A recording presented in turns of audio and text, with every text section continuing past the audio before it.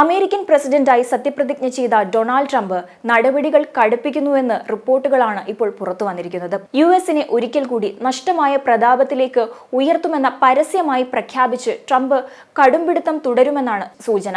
ഇതിന്റെ ഭാഗമായി ആഗോള കമ്പനികളോട് യുഎസിനെ നിർമ്മാണ കേന്ദ്രമാക്കി മാറ്റാൻ ആഹ്വാനം ചെയ്തു കഴിഞ്ഞു.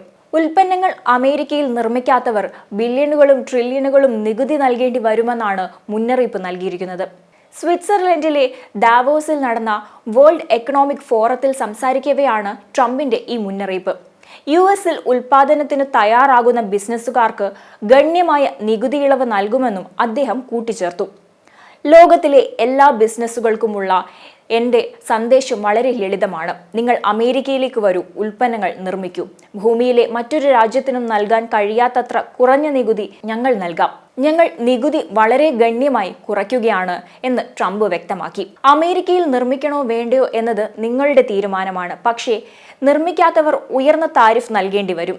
ഈ നികുതി സമ്പദ് വ്യവസ്ഥയെ ശക്തിപ്പെടുത്തുന്നതിനും കടം വീട്ടുന്നതിനുമായി നൂറുകണക്കിന് ബില്യൺ ഡോളറുകളും ട്രില്യൺ കണക്കിന് ഡോളറുകളും ട്രഷറിയിലേക്ക് എത്തിക്കുമെന്ന് അദ്ദേഹം കൂട്ടിച്ചേർത്തു. ട്രംപ് ഭരണകൂടത്തിന് കീഴിൽ തൊഴിലവസരങ്ങൾ സൃഷ്ടിക്കുന്നതിനും ഫാക്ടറികൾ നിർമ്മിക്കുന്നതിനും ഇതിലും മികച്ച സ്ഥലമില്ലെന്നും അദ്ദേഹം വ്യക്തമാക്കി.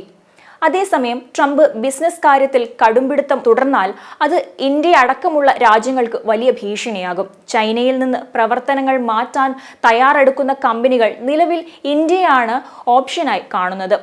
യുഎസിന്റെ വിരട്ട് ഏൽക്കുകയാണെങ്കിൽ കാര്യങ്ങൾ ഇന്ത്യക്ക് വിലങ്ങാകും. ഫെബ്രുവരി 1 നടക്കുന്ന ഇന്ത്യയുടെ യൂണിയൻ ബജറ്റ് വിദേശ നിക്ഷേപത്തെ ആകർഷിക്കാൻ നിരവധി പ്രഖ്യാപനങ്ങൾ നടത്തുമെന്നും പ്രതീക്ഷിക്കപ്പെടുന്നു.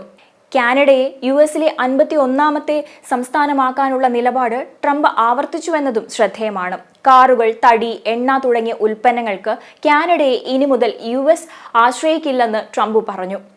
തങ്ങൾക്ക് ആവശ്യമായ കാറുകൾ നിർമ്മിക്കാൻ തങ്ങൾക്ക് അറിയാമെന്നും തടിക്ക് ഞങ്ങൾക്ക് സ്വന്തമായി വനങ്ങളുണ്ടെന്നും അവരുടെ എണ്ണയും വാതകവും ആവശ്യമില്ല എന്നും ട്രംപ് വ്യക്തമാക്കി. മെക്സിക്കോയിൽ നിന്നും കാനഡയിൽ നിന്നുമുള്ള ഇറക്കുമതിക്ക് 25% തീരുവ ചുമത്താൻ തന്റെ ഭരണകൂടം പദ്ധതിയിടുന്നതായി ട്രംപ് അടുത്തിടെ പറഞ്ഞിരുന്നു.